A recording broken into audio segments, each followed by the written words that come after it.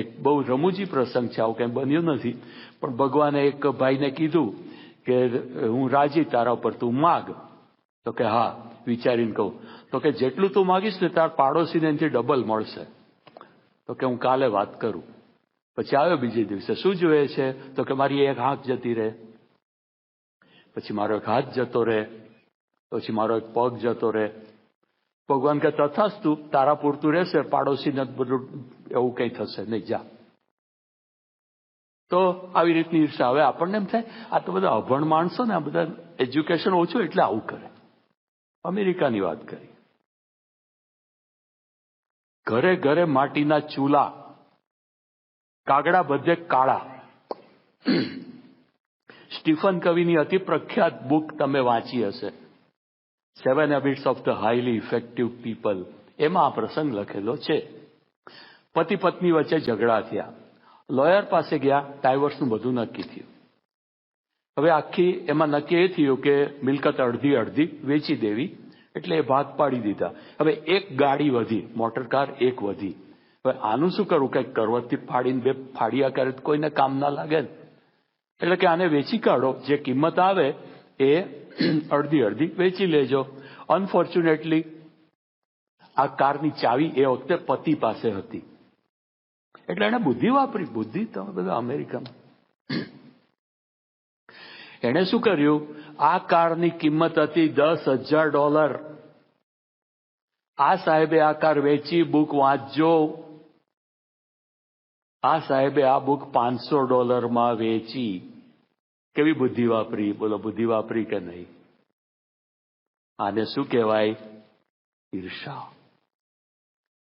પોતે તો દુઃખી થાય, બીજા દુઃખી થતા હોય તો પોતે દુઃખી થવા માટે તૈયાર. આને કહેવાય ઈર્ષા.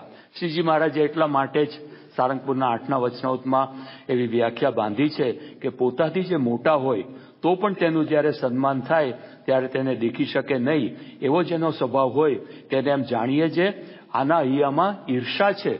અને યથાર્થ ઈર્ષાવાળો જે હોય તે તો કોઈની પણ મોટપને દેખી શકે નહીં. તો આવી રીતનું છે. તો ઈર્ષા તો હવે આપણામાં રહે છે. મહારાજ કે વાંધો નહીં. આખા વચનામૃતમાં એક જ જગ્યાએ એવું કહ્યું છે કે ઈર્ષા કરવી. ગઢડા પ્રથમનું 4થું વચનામૃત મહારાજ શું કહે છે? ઈર્ષા કરવી તો કેવી? નારદજીના જેવી કરવી. એમાં આખું વાત કરી કે નારદજીએ 7 મન્વંતર લગી, એટલે કે કેટલાક કરોડો વર્ષો થઈ જાય ત્યાં લગી સંગીત શીખ્યા, પણ તોય એને ઈર્ષા હતી તુંબરું ઉપર, એટલે એને બતાવી દેવા માટે સંગીત શીખ્યા. ભગવાન રાજી ના થયા. ત્યારે પછી એની જ પાસે જઈને શીખ્યા, ત્યારે ભગવાન રાજી થયા. એટલે મહારાજ સમજાવે છે ઈર્ષા કરવી તો નારદજીના જેવી, કે જેના ઉપર ઈર્ષા હોય એના જેવા ગુણ ગ્રહણ કરવા, એને પાછો ના પાડો, એમાંથી સારી વસ્તુ શીખી લેવી. આ વસ્તુ આપણને સ્વામી બાપાના જીવનમાં યથાર્થ દેખાય છે. શ્રીમદ ભાગવતનો બીજો જ શ્લોક, પહેલો સ્કંદ, પહેલો અધ્યાય, એનો બીજો શ્લોક, એમાં શું સમજાવ્યું છે કે નિર્મત્સર એવા જે સંત એ જ ભાગવત ધર્મના અધિકારી છે. સ્વામી બાપાને આપણે જાહેરમાં કહીએ ને કે ભાઈ પ્રમુખ સ્વામી ભાગવત ધર્મના અધિકારી, તો હવે જુઓ આ કાઢો ભાગવતનો શ્લોક, એના જીવનમાં છે કે નહીં? એના જીવનમાં છે તો ભાગવત ધર્મના અધિકારી છે. આ જોવા મળે અહીંયા. સ્વામી બાપા અહીંયા અમેરિકામાં જ હતા. એક દિવસ સમાચાર આવ્યા, દેશમાં એક સંત, એક ગુરુ એ ધામમાં ગયા છે. આવા સમાચાર આવ્યા. પ્રમુખ સ્વામી જો એ વખતે રૂમમાં કે આખો આમ સભામાં વાત નથી કરી કે મારું સારું લાગે એટલે હું સારું બોલું, એમ નહીં. 2-4 જણ હશે. સ્વામી શું બોલ્યા? ધૂન કરી. પછી બોલે છે નિર્મત્સર સંત કોને કહેવાય? સ્વામી બોલે છે કે 5 વર્ષ વધારે રહ્યા હોત તો સારું હતું, કારણ કે ભગવાન ભજાવતા હતા, સારું કામ કરતા હતા. કોઈ જોનાર નહોતું, રિપોર્ટ લેનાર નહોતું, પણ સ્વામીના અંતરમાંથી આ નીકળે છે. અમદાવાદમાં એક મહંત હતા રામહર્ષદાસજી, એ ધામમાં ગયા. એ સમાચાર સ્વામીને મળ્યા. સ્વામી અહીંયા અમેરિકામાં જ હતા, અને એ વખતે સ્વામી છે ને ત્યાં સૂઈ ગયેલા પથારીમાં, અને આ સમાચાર મળ્યા સ્વામી બેઠા થઈ ગયા. પછી સ્વામી કે લાવો પત્ર અત્યારે ને અત્યારે. અરે પણ કે કાલે લખાશે, હવે તો ધામમાં તો જતા જ રહ્યા. સ્વામી કે ના, પથારીમાં બેઠા બેઠા પત્ર લખ્યો. પછી કે આને ફેક્સ કરો એટલે તરત પહોંચી જાય. પછી શું કે અમદાવાદ ફોન જોડો. અમદાવાદ સંતોને ફોન જોડાવ્યો અને સ્વામી એમને વાત કરે છે અમદાવાદમાં. શું વાત કરે છે કે આ પત્ર હમણાં ફેક્સમાં આવ્યો, એ તમારે સાંભળજો, આ પત્ર લઈને તમે જાતે રૂબરૂ આપવા જજો, પોસ્ટમાં નહીં મોકલતા. સ્વામીના અંતરમાં ભાવના કેવી છે કે જે કોઈ ભગવાન બજાવે છે બધાને માટે સ્વામીને રિસ્પેક્ટ છે. કેટલું બધું એમના જીવનમાં આ બધું જોવા મળે છે. બીજાના ભલામાં આપણું ભલું એમને નથી બોલ્યા. ભગવાન રામચંદ્ર તમે જુઓ, હમણાં આપણે જયંતીને બધું ઉજવ્યું, એ કહે છે હવે રઘુકુળની રીત માટે માથું મૂકી દેનારા આ પુરુષો એ કહે છે રઘુકુળની એક રીત મને પસંદ નથી. એ કઈ પસંદ નથી? તો કહે છે કે મોટો ભાઈ હોય એ જ કેમ ગાદી ઉપર આવે, આ ભરત કેમ ના આવે, આ લક્ષ્મણ કેમ રાજા ના બને, આ મને પસંદ નથી. મોટા પુરુષનું અંતર આવી રીતનું હોય છે, ત્યારે લોકો એની પૂજા કરે ને.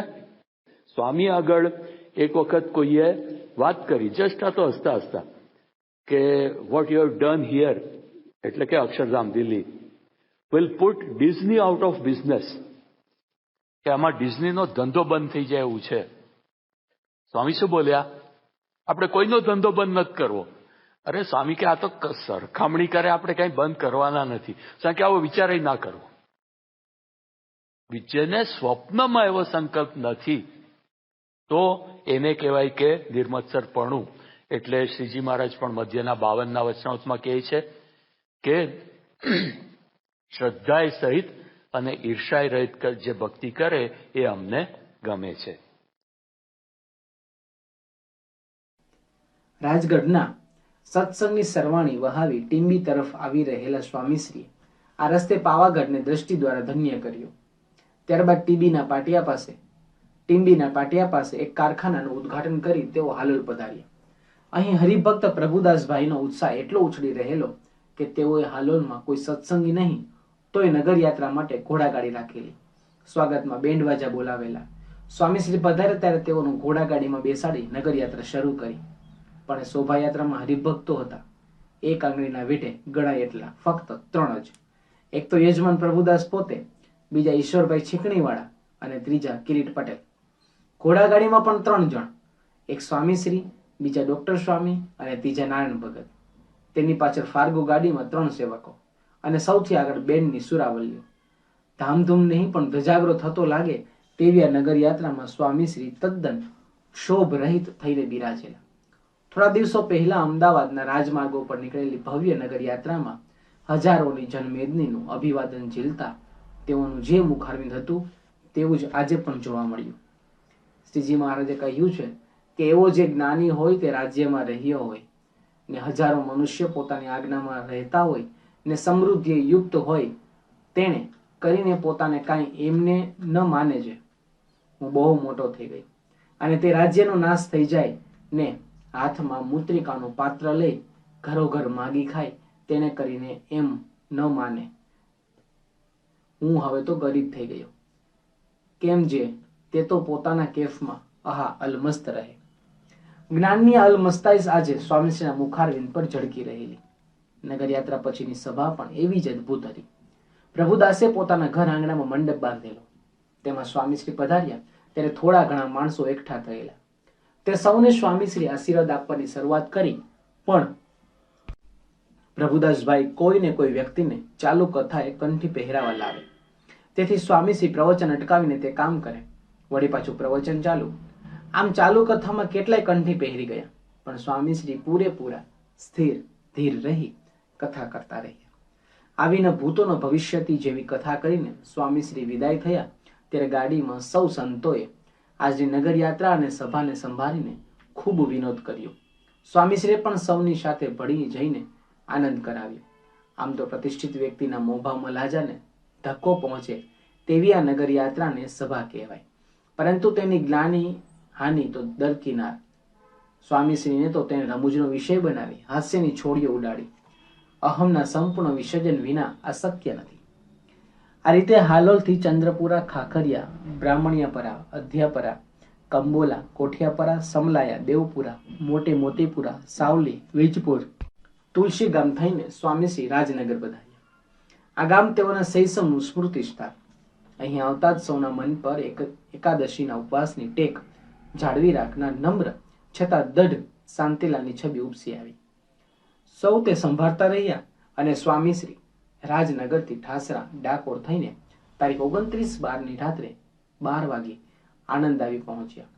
અહીં તારીખ 30 અને 31ના માત્ર 2 જ દિવસમાં સ્વામીશ્રીએ 320 પધરામણીઓ કરીને સન 1973ના વર્ષને ભવ્ય વિદાયમાન આપ્યું.